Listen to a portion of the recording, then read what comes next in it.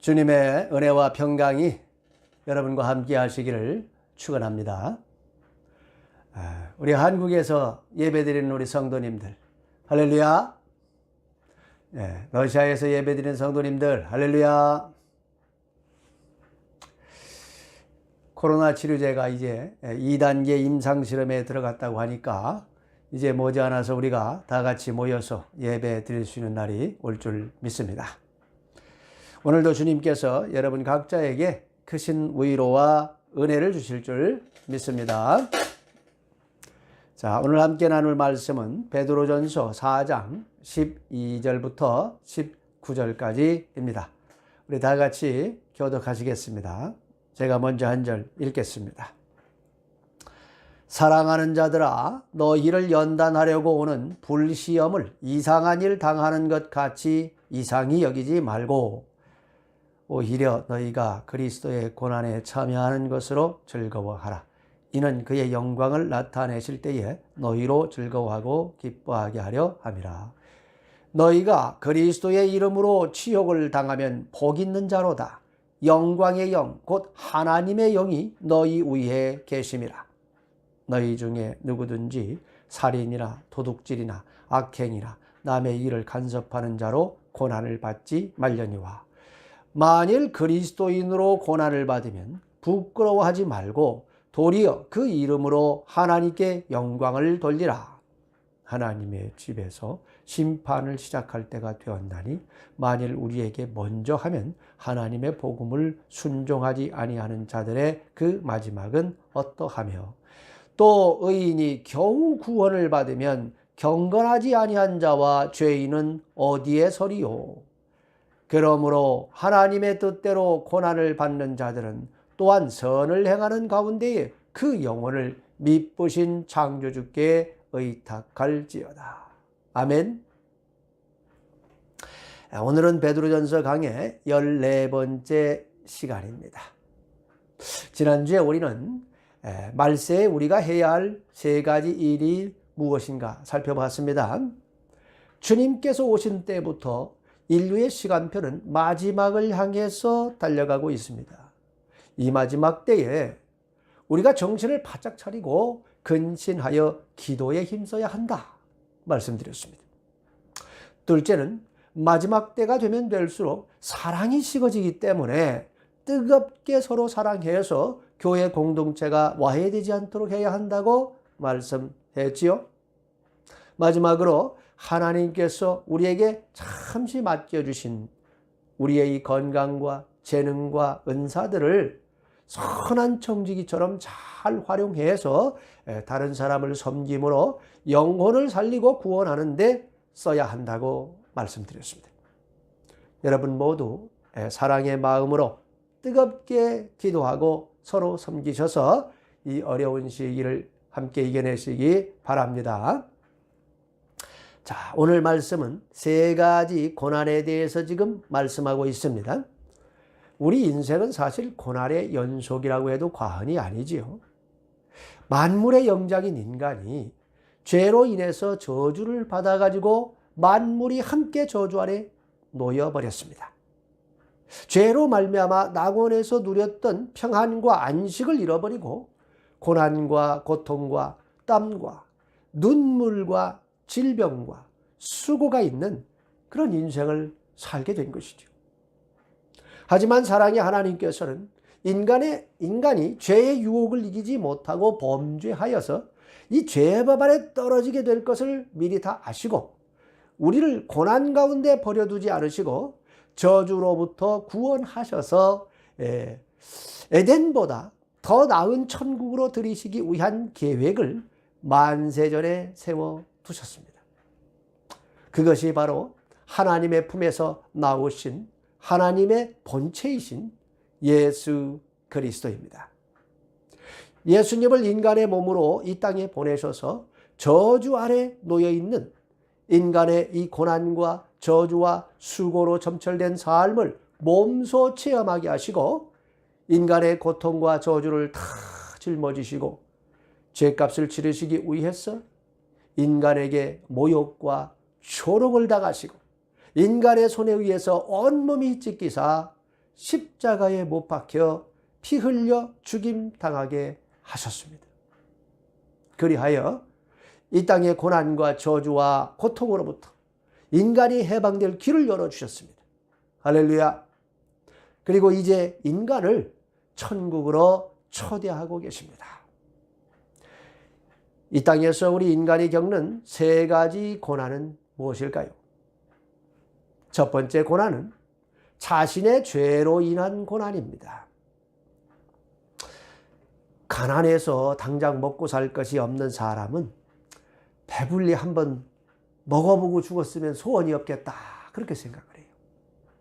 근데 먹고 사는 문제가 어느 정도 해결이 되면 인간은 또 내가 이 주인 눈치 안 보고 마음 편하게 살 수 있는 자기 집을 좀 마련했으면 좋겠다 생각을 해요. 그 자기 집을 마련하고 나면은 이제 내가 대중교통의 이 불편함에서 벗어날 수 있도록 내 차를 좀 갖고 싶다, 그런 생각을 합니다. 인간의 욕심은 끝이 없어요. 여러분 중에 그 엄청난 부잣집에서 내가 태어나가지고 원하는 것은 뭐든지 다 가질 수 있다면 이 얼마나 행복할까? 이런 생각을 해본 분이 아마 있을 겁니다. 신데렐라를 읽으면서 그 거지의 삶에서 공주의 삶으로 하루아침에 바뀌는 이 꿈 같은 이야기가 나의 현실이 되면 얼마나 좋을까? 뭐 이런 상상을 해봤을 거예요. 근데 여러분, 정말 우리가 원하는 것을 뭐든지 할 수 있는 그런 삶이 된다면 행복할까요? 뭐 꼭 그렇지도 않은 것 같아요. 그 대기업 총수의 그 자녀분들이 가끔 보면은 이제 도박을 하고 마약을 해가지고 감옥에 들어가는 분들이 있어요. 그걸 보면 참 잘 이해가 안 됩니다. 아버지가 대단한 능력이 있어가지고 자식들이 원하는 것은 뭐든지 다 해줄 수 있다고 해도 자식이 감옥에 갇혀버리면은 그 아버지 능력이 그에게 더 이상 힘을 쓸 수가 없는 거지요. 아버지의 능력이 그에게 자유를 줄 수가 없는 겁니다. 뭐 돈으로 좀 써가지고 좀 빨리 나오긴 할 수 있어도 아버지 재산이 뭐 줄어든 것도 아니고 아버지의 능력이 예전보다 약해진 것도 아니에요. 그런데 자식이 스스로 아버지의 능력을 누릴 수 있는 영역에서 이탈했기 때문에 그렇게 되는 것입니다. 우리 하나님 아버지께서 만물을 창조하시고 만물을 다스리고 계십니다. 예수 그리스도께서 이 만물의 주인이십니다. 성령 하나님께서 만물에 충만해가지고 만물을 하나님 아버지 뜻대로 움직여 나가고 계십니다. 우리는 성삼위 하나님을 믿음으로 받아들여서 하나님의 자녀가 되었습니다. 할렐루야. 우리의 육신의 아버지는 능력이 없을지라도 우리의 영의 아버지 하나님은 못하실 일이 없는 분이십니다. 믿으시기 바랍니다. 그런데 우리 스스로 범죄해가지고 죄법 아래 갇혀버리면 우리 하나님 아버지의 능력을 우리가 덧입을 수가 없게 되는 거지요. 하나님의 능력이 우리 위에 임할 수가 없게 됩니다. 그래서 죄로 인한 저주 아래 놓여있는 이 세상에서 고난을 당하면서 살 수밖에 없게 된다. 우리가 범죄하면은 스스로를 고난 속으로 밀어넣는 거예요. 자, 15절 말씀 우리 다 같이 한번 읽어보시겠습니다. 너희 중에 누구든지 살인이나 도둑질이나 악행이나 남의 일을 간섭하는 자로 고난을 받지 말려니와. 그러니까 죄는 값을 치러야만 자유로워질 수 있습니다. 그래서 죄를 범하면 고난을 받게 되니 죄를 범해서 고난받지 말라 말씀하는 것이죠. 예수님께서는 우리가 더 이상 죄를 짓지 말라고 십자가에서 고통을 참으신 것입니다. 그런데 세상의 법에 의해서 자유를 박탈당할 죄를 짓게 되어버리면 우리에게 자유를 주신 주님의 은혜를 우리가 누릴 수가 없게 되는 거예요. 그래서 그의 삶이 고난 속으로 빠져들어가게 되는 것입니다. 우리 마가복음 1장 1절 말씀 한번 읽어보시겠습니다. 하나님의 아들 예수 그리스도의 복음의 시작이라. 아멘. 마가복음은 하나님의 아들 예수 그리스도의 복음의 시작이라, 이런 말로 시작이 됩니다.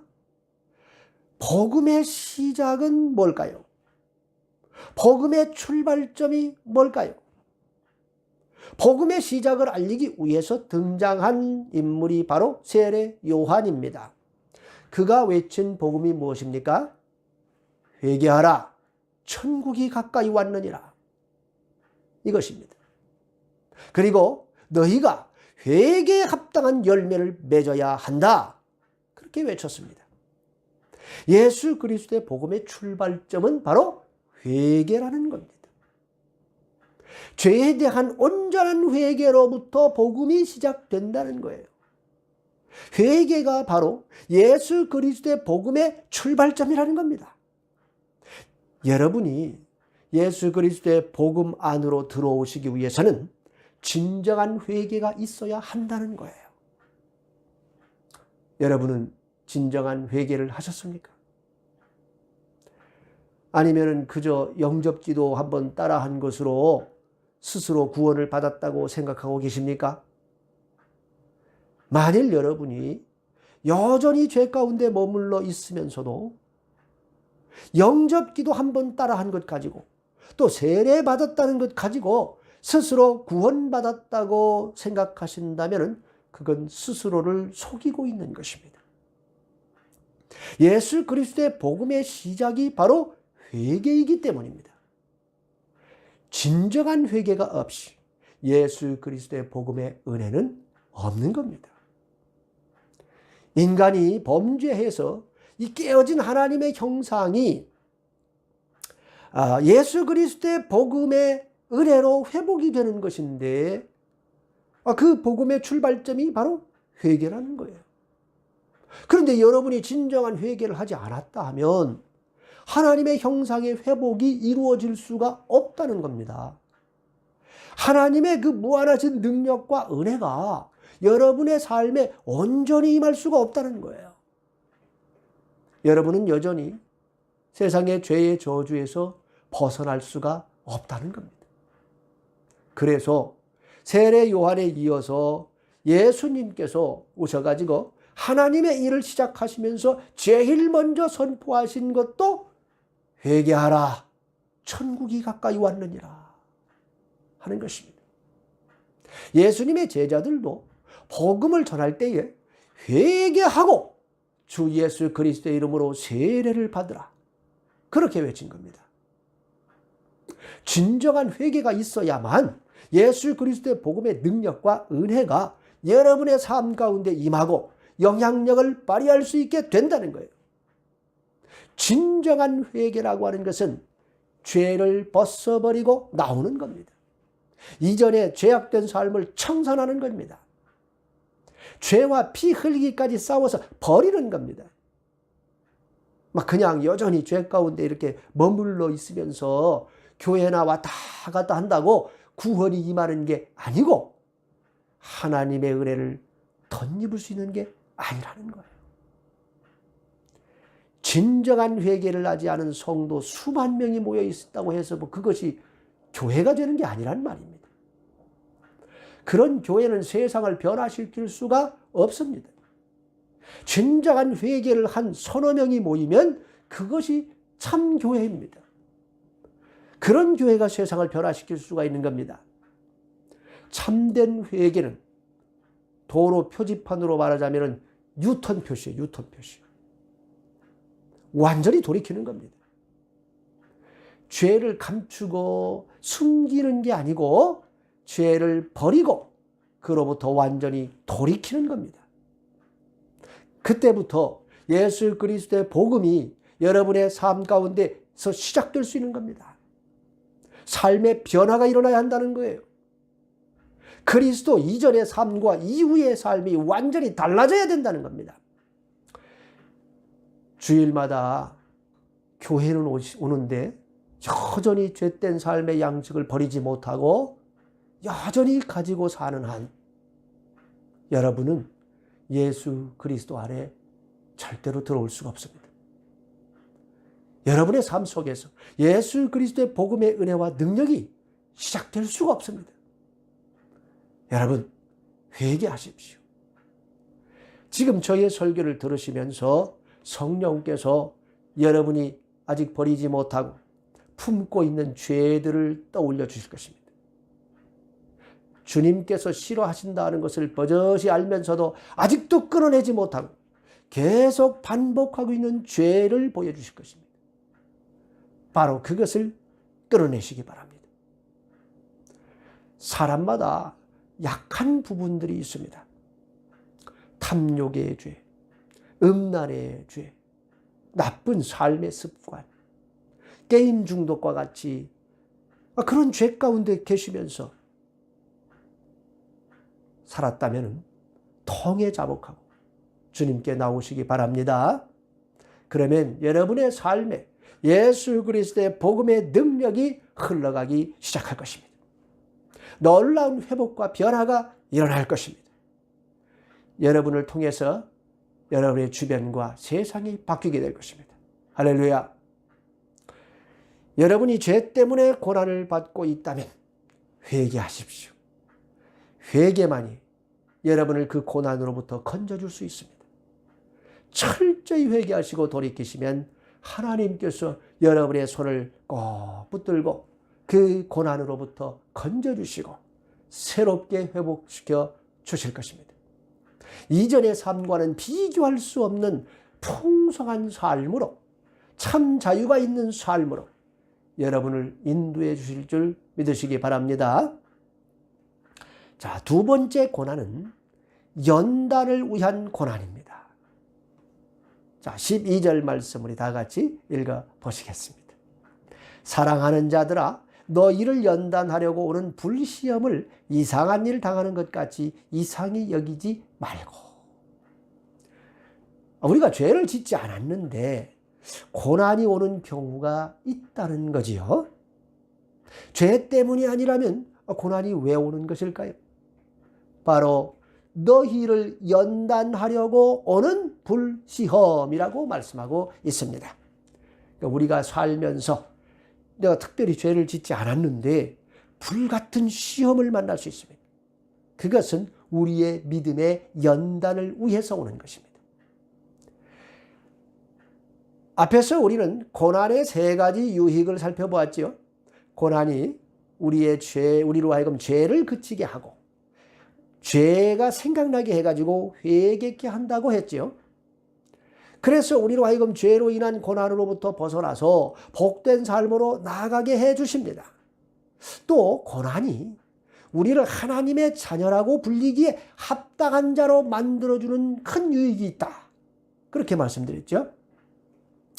우리의 삶에 아무런 문제도 없고 모든 일이 우리가 계획했던 대로 착착착착 잘 진행된다면은 우리는 우리 스스로를 아주 훌륭한 사람, 그리고 온전한 사람이라 이렇게 생각해가지고 현실에 안주하려고 들겠지요.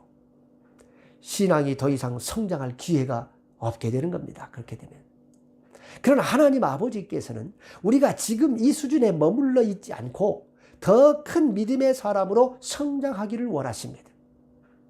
하나님의 뜻을 더 깊이 깨닫고 하나님의 마음을 더 온전하게 깨달아서 긴밀하게 서로 교제할 수 있는 하나님의 친구, 벗을 만드시길 원하신다는 거예요. 그 아브라함을 나의 벗이다 이렇게 부르시고 아브라함과 늘 동행해 주셨던 그런 친밀한 관계를 우리 하나님이 원하시는 겁니다. 그래서 우리에게 연단을 허락하심으로 우리의 삶에 더 큰 하늘의 축복을 부어주시기 위한 그릇을 만드는 작업을 하신다는 거예요. 하나님께서는 우리를 통해서 더 큰 영광을 받으시기를 원하십니다. 지금 주어진 현실에 우리가 만족해서 이 수준으로 그냥 유지하면서 무료하게 살아가는 것을 우리 하나님이 원치 않으시고 더 생명력이 넘치는 삶, 영혼을 구원하는 삶, 하나님의 영광을 드러내는 삶을 사시기를 원하는 거예요. 신앙의 성장은 연단을 통해서만 가능합니다. 연단은 우리에게 불같은 시험처럼 다가옵니다. 우리의 삶을 그냥 완전히 다 태워버리고 다 허물어버리고 잿더미로 만들어버리는 감당하기 어려운 연단이 오는 것은 이전에 나의 삶에 안주하려 하는 이 마음을 완전히 버리게 하시기 위함이다, 그 말이에요. 기존의 안락한 삶, 기존의 성공적인 삶이 주는 이 달콤함에 빠져버리면은 더 이상의 변화, 더 이상의 성장을 거부하려고 하기 때문에 그렇습니다. 우리 러시아의 산속에 보면은 다차촌이 있죠. 다차 마을이 있습니다. 다차를 가보면은 땅은 넓은데 상대적으로 집은 원두막 수준이에요. 조그만해. 주말에 야외로 나가가지고 텃밭을 일구기 위해서 지은 집이다 보니까 사람이 거주하기에는 많이 부족합니다. 하지만 이제 다차에 그 집을 지어도 거기다가 거주 신고를 할 수 있게 해주지요. 이제 법이 바뀌었단 말이에요. 그러니까 이제 그곳에다가 주택을 짓는 분들이 있더군요. 자, 여러분, 다차에 있는 이 조그만 집을 거주할 수 있는 집으로 만들려면 어떻게 해야 합니까? 용도를 변경하려면은 일단 이전 집을 다 허물고 기초부터 새롭게 쌓아야 합니다. 그래야 거주할 수 있는 집을 세울 수가 있습니다. 맞지요? 우리 신앙도 마찬가지예요. 죄악 가운데서 우리가 회개하고 구원을 받아서 죄로 인한 고난으로부터 벗어난 삶, 물론 그것도 복된 삶입니다. 영혼의 안식과 평강이 임하기 때문에 참 복된 삶이죠. 그러나 하나님께서는 그런 상태로 당신의 자녀들이 머물러 있기를 원치 않으십니다. 더욱더 성장해서 하나님의 영광을 온전히 드러내는 멋진 삶을 사는 그런 하나님의 사람으로 세우시길 원하시는 거예요. 하룻밤 잠이나 자기 위한 그런 다차 그 원두막 같은 그런 집을 아름다운 삶을 살 수 있는 삶의 공간으로 만들기 위해서는 완전히 허물고 다시 세워야 하듯이 초보적인 신앙에서 능력 있는 신앙의 소유자, 하나님께 영광을 돌리는 사람으로 다시 세우기 위해서는 기존의 것을 허무는 연단이 있어야 하는 것입니다. 일단 불로 그냥 다 태워버리고 기초부터 다시 세우는 작업이 필요하다, 그 말이에요. 12절에 보면 불같은 연단을 이상히 여기지 말라 말씀하죠. 당연한 것이다, 그 말이에요. 그 과정은. 욥의 연단이 바로 그것입니다. 욥이 죄를 지었기 때문에 연단이 온 거 아니지요. 욥은 당대의 가장 의로운 자라고 인정해놓고 시작하잖아요. 그러나 그는 하나님에 관해서 들은 지식만 있었어요. 그리고 두려운 하나님만을 알고 있었을 뿐 이 하나님과의 인격적인 교제를 누리지 못하고 있었습니다. 그래서 하나님께서는 사탄에게 그를 시험할 걸 허락하십니다. 불같은 시험이 그의 모든 것을 다 태워버리지요. 자식이 하루아침에 다 죽어버리고 재산들이 싹 다 불타버립니다. 아내가 그에게 저주를 퍼붓고 주변에 있는 지인들이 다 그를 정죄하고 결국은 다 떠나버려요. 모든 것이 다 허물어지고 그의 신앙이 완전히 바닥을 드러내자 우리 하나님께서 그를 찾아오셔서 완전히 새로운 단계로 그를 이끌어 올리십니다. 욥의 신앙은 연단 이전과 이후 완전히 차원이 다른 신앙이 되어버리는 거예요. 따라서 불같은 시험을 만나면 우리의 신앙 성장을 위한 것임을 알고 감사해야 합니다. 빨리 하나님 앞에 엎드려서 순종하고 믿음으로 나가야 합니다. 그래야 여러분이 빨리 그 과정을 통과해서 신앙의 업그레이드가 됩니다. 그러면 엄청난 축복의 문이 열리게 되는 겁니다. 여러분 모두 불같은 시험을 믿음으로 통과하셔서 하나님의 사람들 다 되시기를 주님의 이름으로 축원합니다. 자, 마지막 고난은 그리스도를 위한 고난입니다. 우리는 죄를 지어서 고난을 받아서는 안 됩니다. 신앙의 연단을 위한 고난은 우리에게 아주 유익한 거지요. 우리를 사랑하시고 온전케 하시려는 하나님의 은혜의 손길입니다. 이런 고난은 고통이라고 쓰지만은 은혜라고 읽어야 하는 거지요. 하지만 정말 우리 하나님께서 기뻐하시는 고난은 따로 있습니다. 그건 어떤 고난일까요? 자, 19절 말씀 우리 다 같이 읽어보시겠습니다. 그러므로 하나님의 뜻대로 고난을 받는 자들은 또한 선을 행하는 가운데에 그 영혼을 미쁘신 창조주께 의탁할지어다. 할렐루야. 하나님께서 기뻐하시는 고난은 하나님의 뜻을 행하다가 받는 고난입니다. 선을 행하는 가운데 받는 고난입니다. 하나님의 뜻은 우리의 거룩이라고 말씀합니다. 거룩이 뭡니까? 세상과의 구별됨이라고 그랬죠. 세상이 죄악된 길을 가라고 부추기는데 그 길을 따르지 않기 때문에 받는 고난입니다. 하나님께서는 분명히 동성연애가 죄라고 말씀하셨습니다. 죄에 대해서 우리 하나님께서는 아주 단호하십니다. 그런데 이제는 동성연애도 뭐 하나님의 축복이라고 주장하는 사람들이 있어요. 그리고 또 그런 사람들이 올린 글에는 막 수천 명이 지지글을 올리는 그런 시대입니다. 아주 훌륭한 사람이라고 칭송을 합니다.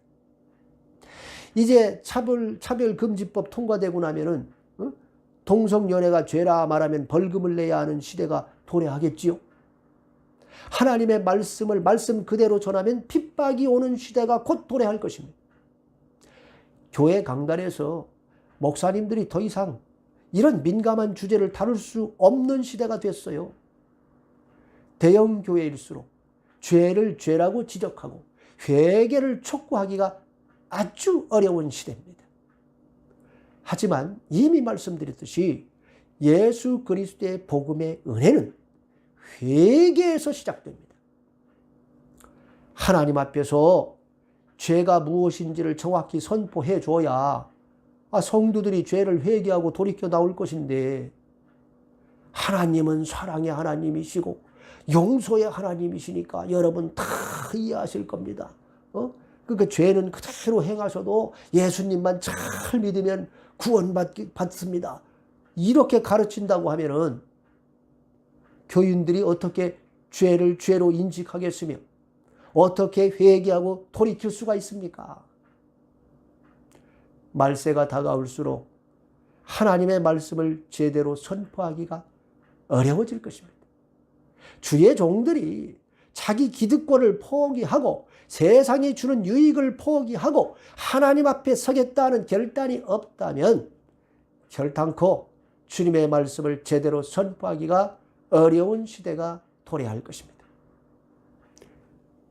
여러분, 구약 성경에서 지속적으로 보여주는 게 뭡니까?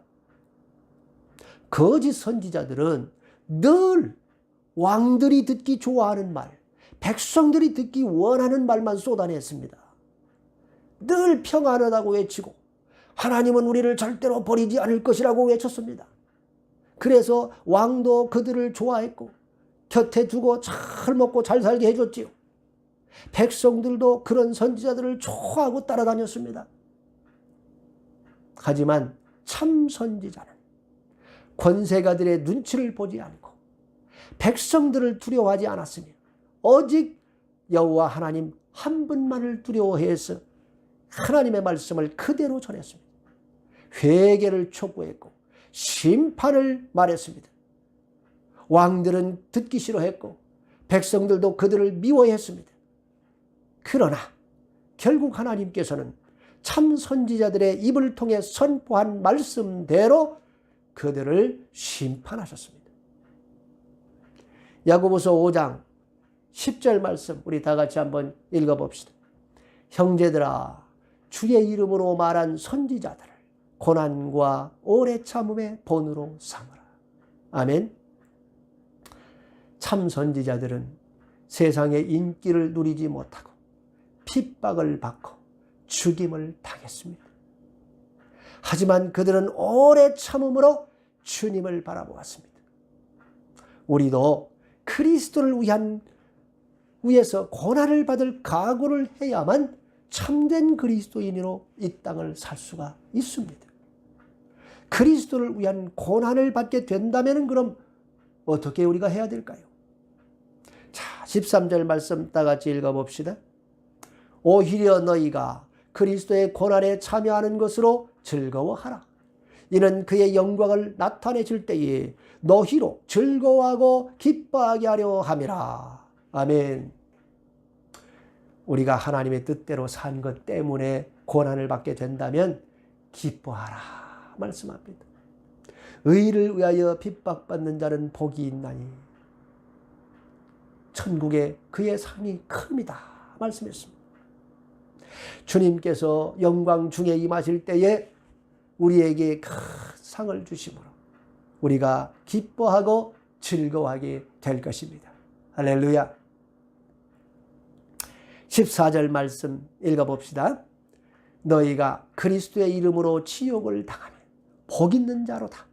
영광의 영 곧 하나님의 영이 너희 위에 계심이라. 할렐루야. 우리가 그리스도를 위해서 고난을 받으면 그 고난을 이겨낼 수 있도록 하나님의 영 성령님께서 강력하게 임하셔서 은혜를 주신다는 거예요.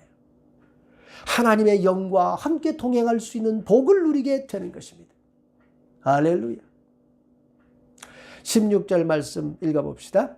만일 그리스도인으로 고난을 받으면 부끄러워하지 말고 도리어 그 이름으로 하나님께 영광을 돌리라. 아멘. 하나님의 뜻대로 살다가 고난을 받게 되면은 부끄러워하지 말라 말씀합니다. 오히려 그것이 하나님께 영광을 돌리는 길이라는 것입니다. 사람들은 우리를 이해하지 못해서 비웃고 손가락질하고 실패한 인생이라고 말하겠지만은 부끄러워하지 말라는 겁니다. 하나님께서 영광을 받으실 것입니다. 왜 그렇습니까? 우리 다 같이 17, 18절 말씀 읽어보시겠습니다. 하나님의 집에서 심판을 시작할 때가 되었나니 만일 우리에게 먼저 하면 하나님의 복음을 순종하지 아니하는 자들의 그 마지막은 어떠하며 또 의인이 겨우 구원을 받으면 경건하지 아니한 자와 죄인은 어디에 서리요? 하나님께서 선악간에 심판하실 것이라는 말씀입니다. 이 땅의 삶은 영원한 것이 아닙니다. 그냥 잠깐 있다가 사라지는 안개와 같은 것이다 말씀했죠. 인간의 이 영화도 들의 풀과 같이 잠시 피었다 지는 것에 불과합니다. 영원한 것은 오직 하나님 말씀뿐입니다. 여러분, 죄를 지어서 고난을 받는 일이 없도록 회개하시고 돌이키시기 바랍니다. 그리고 신앙의 성장을 위한 연단을 감사함으로 받으셔서 신앙의 성장을 이루시기 바랍니다. 더 나아가서 주님을 위한 고난, 하나님의 뜻대로 살기 위한 고난을 받으셔서 천국에서 큰 자가 되시기를 주님의 이름으로 축원합니다. 다 같이 기도하시겠습니다. 하나님 아버지, 점점 악이 관영해지고 있습니다. 우리가 아직 버리지 못한 죄가 있다면 철저히 회개하여서 버리게 하여 주시옵소서. 우리가 회개해야 예수 그리스도의 복음의 은혜를 누릴 수 있다고 하셨으니 진정한 회개와 더불어 변화된 삶을 주시옵소서. 그리하여 죄로 인한 고난을 벗어난 복된 삶을 누리게 하여 주시옵소서. 또한 우리의 믿음의 성장을 위해 연단을 허락하시는 주님을 찬양합니다. 힘들고 어려운 가운데서도 우리 손을 놓지 않으시고 꼭 붙들어 주실 줄 믿습니다. 우리도 주님을 위해서 고난당하는 자의 삶으로 나아가게 축복하여 주시옵소서. 하나님께 영광 돌리는 삶으로 나아가도록 붙들어 주시옵소서. 코로나로 인해서 모두가 어려움을 겪고 있는 가운데 우리들을 새롭게 빚어가시는 주님께서 오히려 이 기간이 우리에게 은혜의 시간이 되게 해 주실 줄 믿습니다. 하루속히 백신이 나와서 이 재앙으로부터 온 지구가 벗어나게 하여 주시옵소서. 경제적인 어려움 가운데 있는 성도들을 붙들어 주시옵소서. 예수 그리스도의 이름으로 기도합니다. 아멘.